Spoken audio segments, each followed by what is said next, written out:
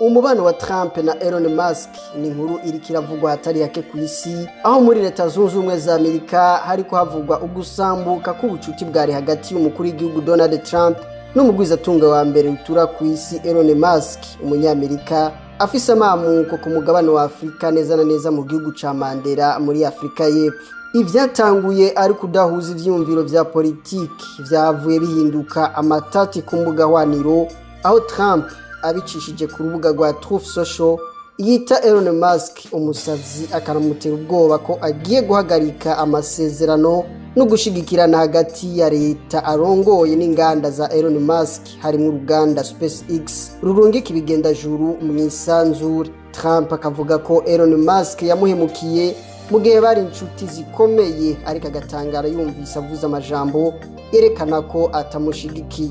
Ni mu gihe Elon Musk nawe aciye ku rubuga rwa X amenyesha ko iyo ataba amahera yiwe Trump atari gutsinda amatora y'umukuru w'igihugu aheruka mu 2024.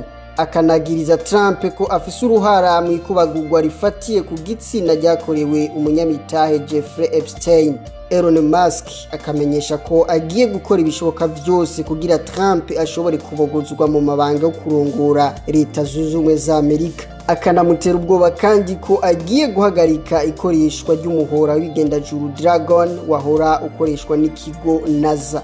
None ngo vyoba vyatewe n'iki ngo abarisoma mbike niba bibagicana waka? Intandaro yo kugucanamwo nukutabona kumwe integuro y'itegeko rigenga kugabanya amakori n'amatagisi, aho nyene n'uruganda rwa Tesla atashigikiye mugenzi we Trump kushirwa mu ngiro ry'iryo tegeko, aho amenyesha ko vyoba vyiza ko hokugwaho amafaranga asohoka agiye gukora ibintu bidakenewe, ariko agashigikira ko hobaho kugabanya amakori ku miduga ikoresha umuyaga nkuba.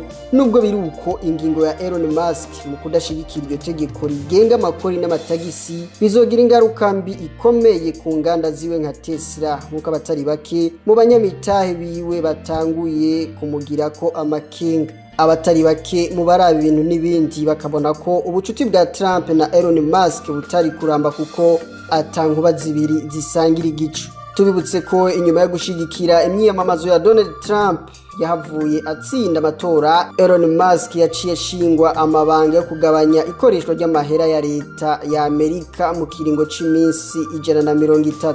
Yamara hageze ko ava mu aya mabanga, uyo mugwizatunga amenyesha ko yahemukiwe na Trump inyuma yo gushiraho itegeko rigenga amahera leta ikoresha yabaye umurengera. Kuva kuri wa gatanu rusa mwaka wa 2025, Trump ahejeje gutangaza ko atagicudi